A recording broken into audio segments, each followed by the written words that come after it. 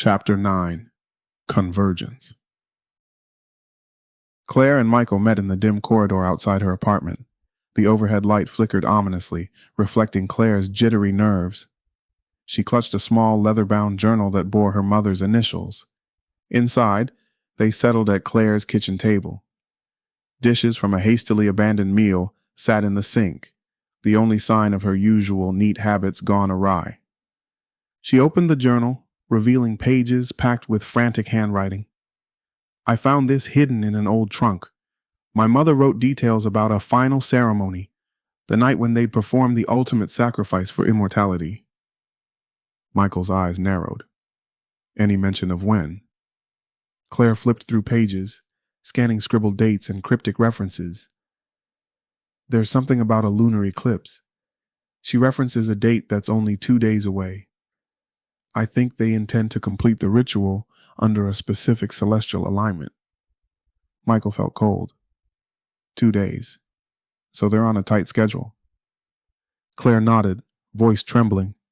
Yeah. And here, she pointed to a passage describing the chosen sacrifice. The group believes they need the direct descendant of a bloodline who first made a pact centuries ago. My mother wrote about how she tried to break that lineage, but apparently, it didn't matter. Their eyes met, and a silent understanding passed between them. Claire was that descendant. If the cult believed they needed her blood, then she was the linchpin in their plan.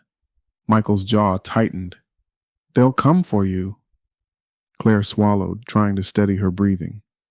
I'm not helpless, but I need your help, detective. He nodded, empathizing with the terror beneath her calm facade. We stop them before they get the chance. He hesitated. I can't explain everything to you, but I have a way of understanding the victim's last moments. It helps me solve cases. She studied him, curiosity mingled with worry.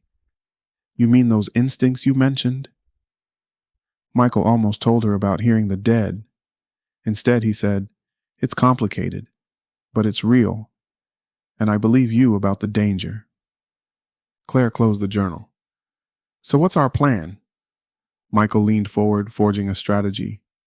We need to check potential sites where they might hold this ceremony. Old churches, underground crypts, places with significance. Meanwhile, I'll keep you under watch. They'll try to lure you, or worse, snatch you. Claire's knuckles turned white around the journal. Then let's not give them the chance. They spent the next hour mapping out locations from the city's archives, ancient buildings rumored to have catacombs beneath them, abandoned sanctuaries with hidden passages. A pattern emerged near the outskirts of the city, where older architecture still stood in disrepair. Outside, night had fallen completely, the streets shining under the faint glow of street lamps. A hush settled in the apartment, broken only by the rustling of pages and the scratch of pens on paper. Both of them felt the storm closing in, a quiet, inexorable force. With every clue they uncovered, the dread intensified. The cult was cunning, well-connected, and had been planning this final ceremony for who knew how long. Michael and Claire were just two people caught in a tide of malevolent history, but they wouldn't back down. Before Michael left, he touched Claire's shoulder gently. I'll check these sites tomorrow. Stay safe tonight. Keep the doors locked. Call me if anything seems off. She nodded, forcing a small, brave smile.